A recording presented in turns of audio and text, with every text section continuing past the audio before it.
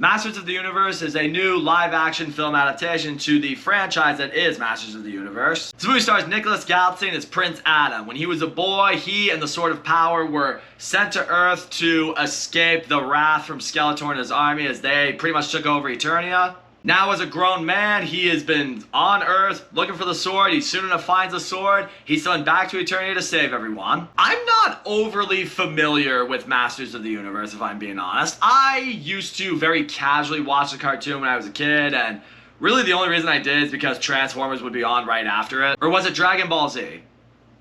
It was one of those two shows. So yeah, it was more so just a placeholder show for me. So while I would watch it and I would casually enjoy it, it wasn't anything I was like in love with. And when I saw the trailer for this movie, I mean, I saw some creative choices that it looked like the trailer was showing us that I wasn't really on board with. It didn't look like it was gonna be anything overly special. But you know, figured I should still give it a chance, so here we are. And I will say this, Masters of the Universe was a lot better than I thought it was going to be. First off, Nicholas Galitzine as Prince Adam, who would then become He-Man. I actually really enjoyed him in this role. I mean, does he look the part? 100%. But what I like seeing, namely with Prince Adam in this movie, is the fact that he's been sent to Earth, but he hasn't forgotten his past. Because that's typically what we get. People who come from another world, they come to Earth, they forget all about their life, they forget who they are. Not him. He knows exactly who he is, and he knows exactly that he has to get home. I will say this, though. Seeing him on Earth is where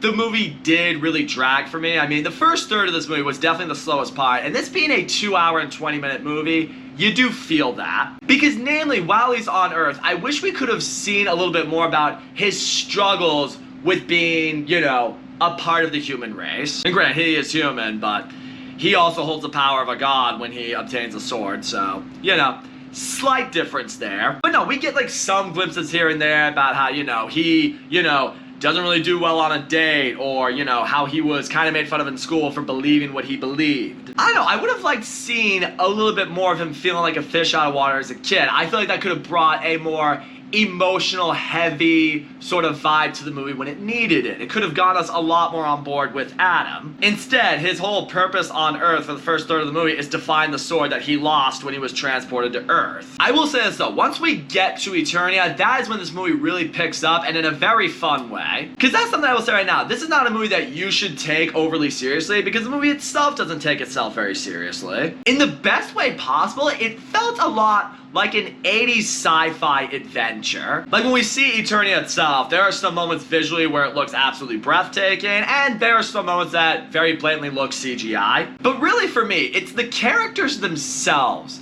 that really gave me that sort of 80s vibe, because the movie is actually pretty funny. Like, people make some jokes, a lot of sexual innuendo in this movie. I mean, granted, I feel like that's been a part of He-Man for a long time, so that kind of feels expected, but it was executed in a very good way. But more so than that, you see Idris Elba in this movie, and Idris Elba is great in this movie. Granted, he's pretty much that one person you can count in every movie he's in to give it his all. But he has no problem playing into the cheesiness and to the funny side of his character. You know, he knows when to be a badass, when it's time to be a badass. He also knows when it's time to be kind of a goofball. And that's not just with him. That's really with everyone in this movie. Everyone has moments where they need to be a little more serious, and they also have their moments where, you know, let's tune into the cheesiness a little bit. Let's make things a little bit more lighthearted. Let's make the audience laugh if we can. And there are undeniably moments where I did laugh from jokes that were made. However, what comes with that is the movie is definitely very overly cheesy at times. Like, the movie does the whole MCU sort of route where it's like, okay,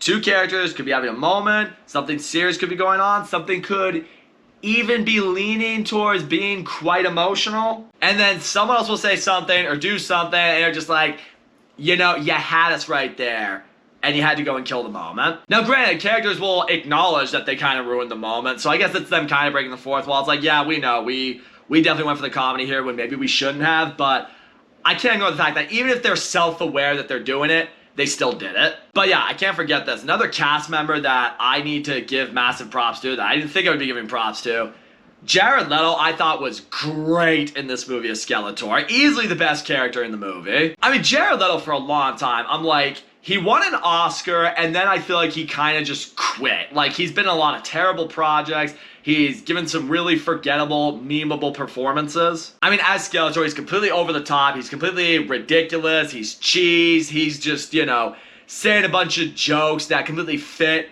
with what he's going for. And it actually made Skeletor a very enjoyable character. Like, he's evil, and he's a villain that needs to be stopped, but he's very entertaining. He's funny, and, you know, he's just a completely ridiculous character. Again, I wasn't totally invested in the cartoon, but I always remembered Skeletor having that sort of vibe to him, and I feel like Jared Leto completely captured that right here. So yeah, props to Jared Leto for finally finding a role that completely worked for him. I would love to see him keep playing this character. As far as some other elements of this movie, I actually thought the action of this movie was very well done for the most part. Everything's filmed very well. There's not a lot of jump cuts. It never felt sloppy. Again, a couple moments visually, things could have been tied up a little bit more. You know, some of the action is, again, it leans into the cheese, and sometimes that's fun. Sometimes you're rolling your eyes maybe a little bit. And yeah, this to me really stood out towards the end, towards the final act. But granted, it is noticeable throughout the movie. But I gotta tell you, the soundtrack for Masters of the Universe was awesome. Like, towards the end of the movie, I'm like hearing the music playing, I'm like, is this Queen? I did look into it, and the lead guitarist for Queen was the one who, I guess, orchestrated a lot of this score. You can hear the guitar is fantastic.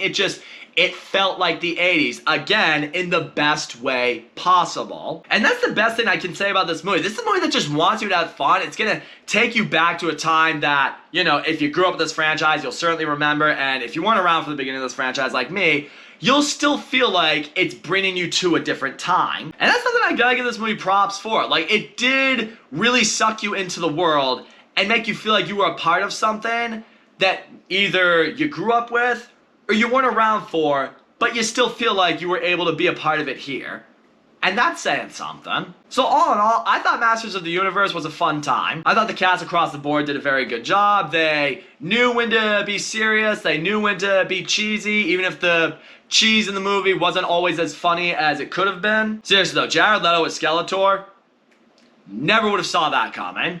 Great performance. The action was fun. Visually, it mostly looks good. The music score in this movie, excellent. I wish we could have explored more of Adam's past on Earth, could have leaned more into an emotional side of that. When it came to the emotion in this movie, I wish they didn't compromise a lot of it with the comedy. Definitely was a little too long of a movie. I mean, we probably either could have shortened itself down to probably 2 hours, or if it was gonna be as long as it was, I think it should have filtered some more things in that would have made the story more investful. But in the end, this movie knows exactly what it is, and if you can understand that going in, if you know this is a movie you should not take overly serious, I think you'll have a good time with it. I'm gonna give Masters of the Universe a 6 out of 10, which makes a movie worth checking out, but I would maybe wait to stream this one.